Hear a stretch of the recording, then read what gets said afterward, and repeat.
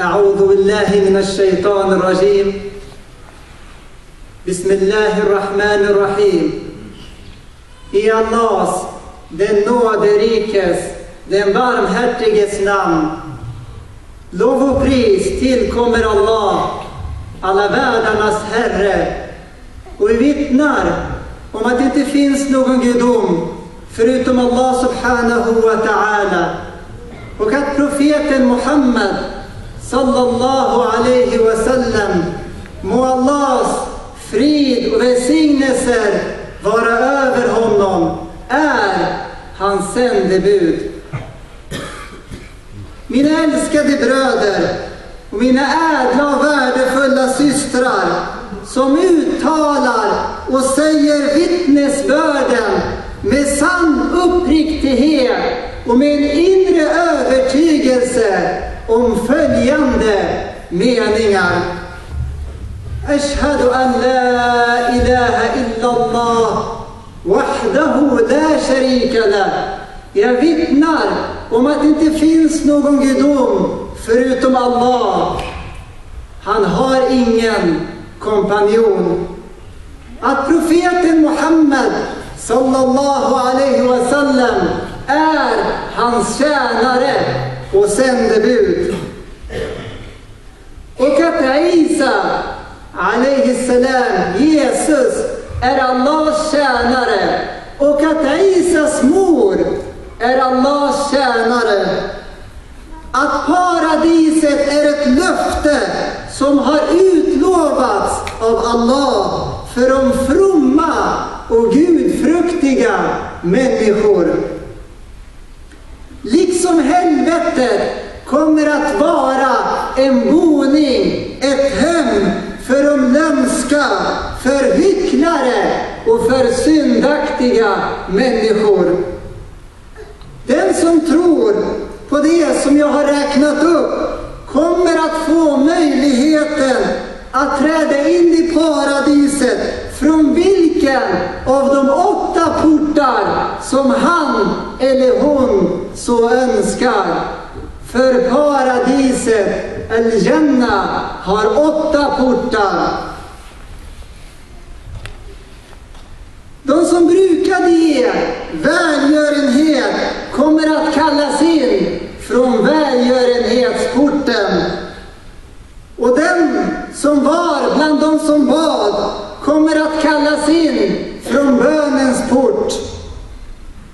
Och den som var bland folket som brukade delta i jihad kommer att kallas från jihads port. Och den som var bland de som fastade kommer att kallas från Ar-Rayyan. Abu Bakr radiyallahu anhu frågade profeten Muhammad sallallahu alaihi wa sallam: kommer det att finnas någon som kommer att kallas från alla dessa portar? Profeten sallallahu alaihi wa sallam svarade: ja, och jag hoppas att du kommer vara en av dem.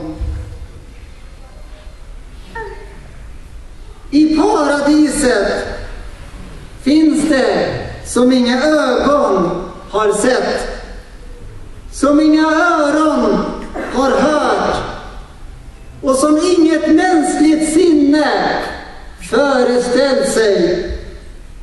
Vi ber till Allah subhanahu wa ta'ala att i sin barmhärtighet låta oss vara bland dem som blir kallade att stiga in i paradisets portar. Allahumma amin. Kära bröder och mina dyrbara systrar, låna mig era hjärtan och lever in i dessa vackra meningar. Byggnaderna i paradiset är byggda av guld och silver. Marken där är mysk, den finaste parfym som någonsin funnits. Och gruset är av rubiner och pärlor och dammet är av saffran.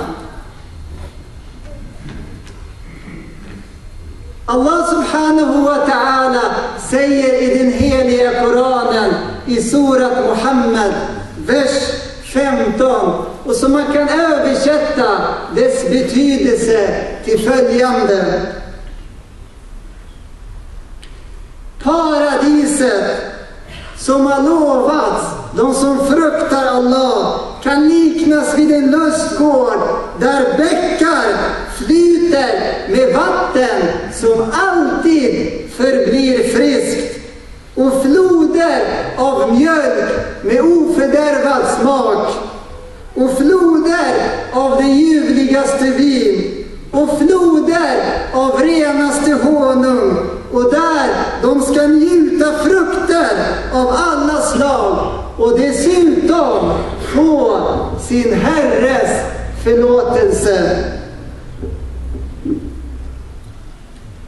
Den bästa av dessa floder är Al-Kawthar, som är namnet på en flod i paradiset. Profeten sallallahu alaihi wasallam sade: min nation kommer att samlas vid denna mäktiga flod Al-Kawthar. Dess vatten är klart och genomskinligt, och den är betydligt vitare och renare än mjölk. Dess smak är sötare och godare än honung. I paradiset finns det sköna och vackra fruar från Al-Hur al-Ain. Allah den mäktige säger i den heliga Koranen i sura 37, vers 48: och hos dem skall vara följeslagerskor med fagra ögon, det vill säga med vackra ögon och blygt sänkt blick. Vad gäller för dig, min dyrbara syster, så kommer du att vara upphöjd till en ny värdighet. Du kommer att vara vackrare och än mer skönare än Hur al-Ain, som kommer att vara din tjänare. Du kommer att vara som en drottning inför dem.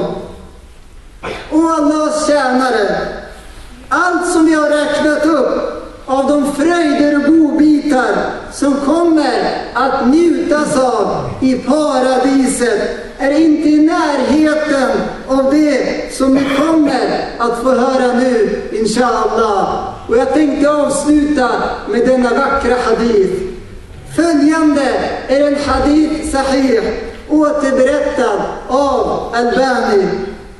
Profeten Muhammad sallallahu alaihi wasallam sade: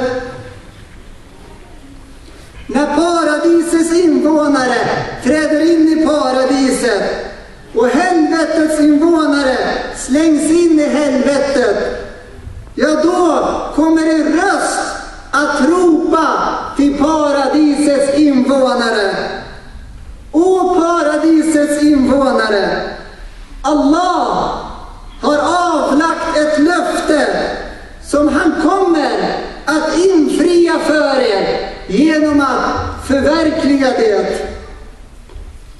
Paradisets invånare säger då: Allah har lyst upp våra ansikten. Han har skyddat oss från helvetets elden.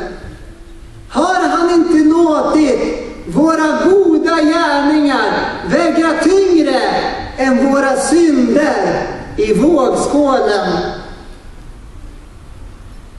Det kommer att ropas till paradisets invånare: o paradisets invånare, al-hijab, Allahu akbar, al-hijab, slöjan som finns mellan skaparen och tjänaren, kommer att avtäckas. Allah kommer att visa sig själv för dem. De kommer att få i gåva att se Allahs ansikte, och de finna något mer tillfredsställande och glädjefyllt än denna gåva. För det finns inget som hans like, och det är förbjudet att jämföra skaparen med någon eller med något. Jag påminner mig själv först och främst, och därefter er, mina kära ungdomar. När ni följer Allahs väg, när ni visar respekt för era föräldrar, er mor och er far, när ni behandlar era medmänniskor på ett vänligt och på ett artigt vis, så kommer ni bi'idnillahi ta'ala att få vara bland dem som kommer att få njuta av Allahs gåvor i paradiset. Må Allah subhanahu wa ta'ala låta oss vara bland invånarna i Al-Firdaus, och att vi får den stora glädjen att få se Allahs ansikte. Allahumma amin, amin. Wa jazakum Allah kull khair, wa barak Allah fikum, wa akhir du'ana alhamdulillahi rabbil alamin.